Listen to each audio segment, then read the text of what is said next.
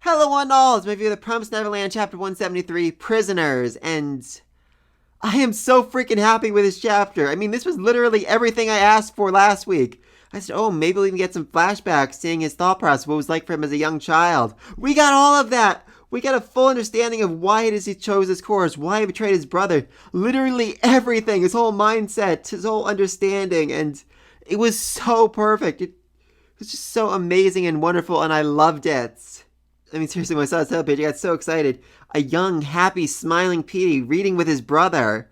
This told me that, alright, this is it. We're going to understand Petey. We're going to understand why he is the way he is. What made him this way. I mean, as a child, Petey was raised to believe the clan was the greatest thing in the world. It was protecting the entire freaking world, 2 worlds, from breaking out into absolute war that would result in millions of casualties. And probably genocide of entire species. I don't know which one, though. And his big brother, you know, the one who was in charge of it, the one who was keeping everything running, he was his biggest hero. He was the one that was literally holding the entire world in his hand, keeping it safe. He wasn't jealous of his brother's position as head of the clan. He didn't want to take the power for himself. All he wanted to do was to help his big brother, to make his job a little easier, to help him protect the entire freaking world. And he probably would have continued living that way for his entire life, until he found the confessions of Julius, the founder of the clan, which basically turned his whole brother's world upside down. Essentially, they were raised to believe that the people who became food, their ancestors were horrible rogues who wanted to continue against the war, who were against peace, who wanted to fight and destroy and kill and la la la la, when really they were his own companions. And this actually leads to a very interesting question, because technically that was actually the truth, because, you know, his companions were the rogues. They were against the peace plan. They wanted to continue the war because they thought it was wrong to sacrifice countless generations of children to, you know, just save their own butts. So yeah, like I said, it's a question of perspective, because in a way, you could look at Julius as the cowardly traitor who betrayed his companions to save his own butt. But on the other hand, you can also look at it as he was afraid. He was terrified. He didn't want any other people to die. He wanted just to bring an end to the countless fighting, even if it meant sacrificing his own life. When he went to the Promise Keeper, he was fully prepared to sacrifice his own life, to offer himself up, just so that no one else had to die. Well, except people he turned to food, but, you know, besides them. And Petey is just unable to accept this truth. Like I said, he spent his entire life raised to believe the clan is the greatest thing in the world. They're fulfilling a noble mission. They're defenders of the world, when really they're being punished. They are being punished for Julius' decision, for Julius betraying his comrades. Their entire faith, their entire purpose, it is a curse. And Petey just is unable to accept that. He can't believe it, because that just destroys his entire worldview. And so he turned against his brother. He betrayed him. And that was actually probably the right thing to do, because don't forget, his brother's plan was to break the promise, to have the children go to the human world if they could manage it on their own, and essentially free them, which would have led to all-out war on both sides. I mean, his plan was literally, okay, we can't have these kids being served as food anymore, so we're just going to start an all-out war and see whichever side comes out on top. Everyone else just gets killed, I guess. That was a very bad plan! I mean, I get the decision was caused by guilt over just the countless children he's served as food to the demons, but it would have been way, way worse to break the promise that way. I mean, at least the plan, you know, Emma's proposing, will not end in all-out war on both sides. It'll lead to overwhelming peace for everyone. And so, to stop the war, he gave the order, my brother's a traitor, eliminate him.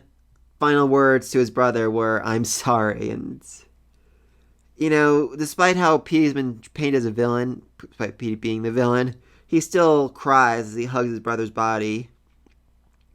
He openly weeps and promises he'll carry out the mission, he'll keep peace going, because if he fails, if he allows the promise to be broken, if he allows everything to go to hell, then his brother died for nothing.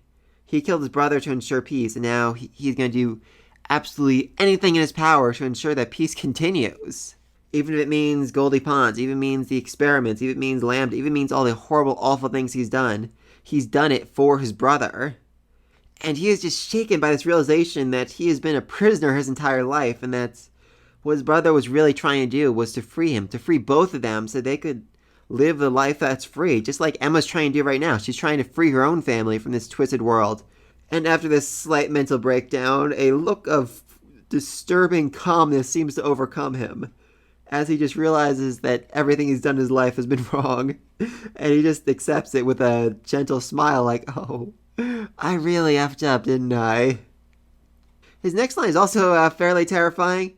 Actually, the demons aren't so bad. What they've been doing to you are things that humans have done to each other since long ago, which, yeah, that's fair. That's very fair. Also, I think we just confirmed that humanity is still alive. Anyone who's watched my previous videos knows that I've been speculating for a long time that the human world, that everyone over there has wiped each other out a long time ago. They end up killing each other, nuking each other, destroying each other through artificially created viruses or wars, famine, drought, whatever, that just end up wiping out everybody.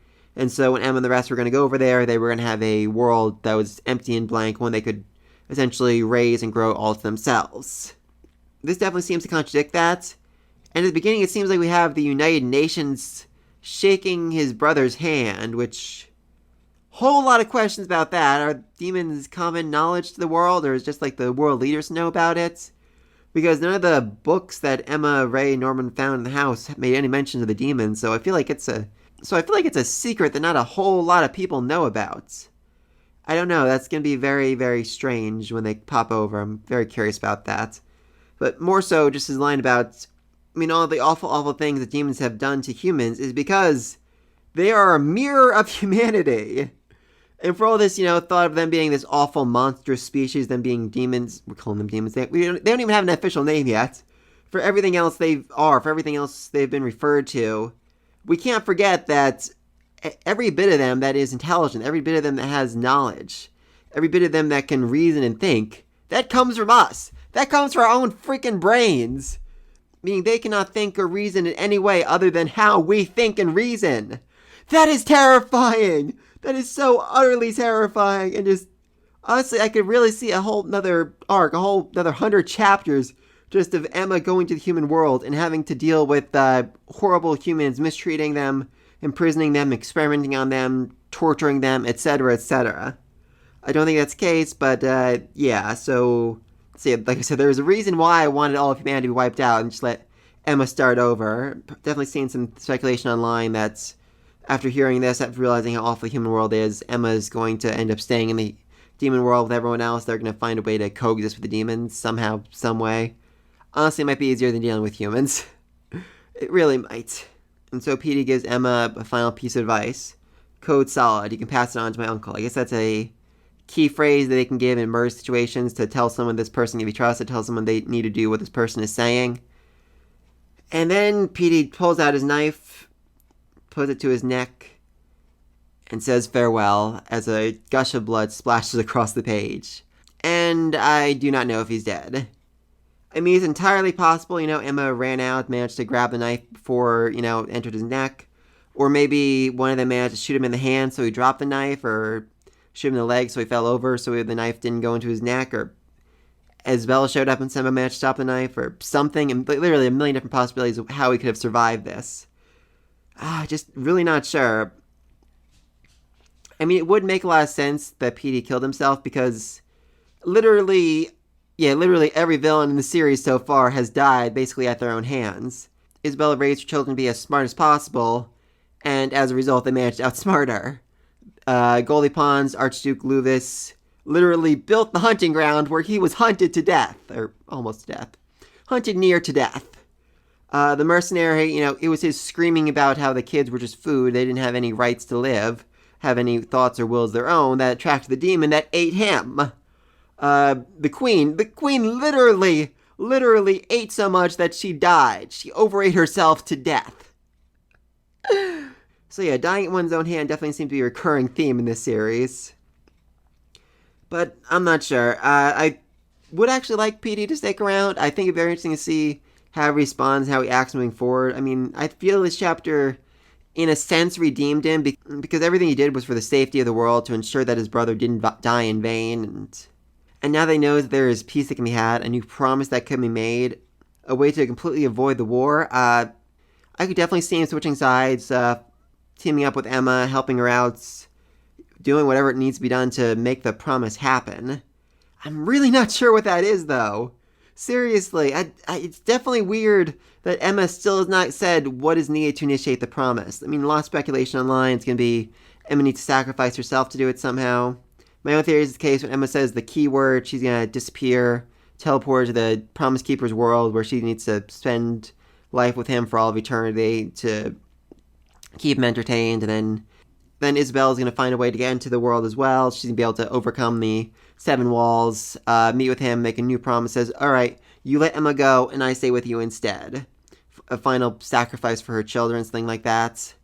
But yeah, let me think about all this down below. Is Petey alive, and what's initiating the promise? Should Emma just stay in the demon world? Should they all just stick around here? Because, like I said, way easier dealing with demons than humans, especially when you're besties for resties with the king of all demons. Just saying. Let me think of all this down below. Be sure to like, subscribe to this video. Until then, peace.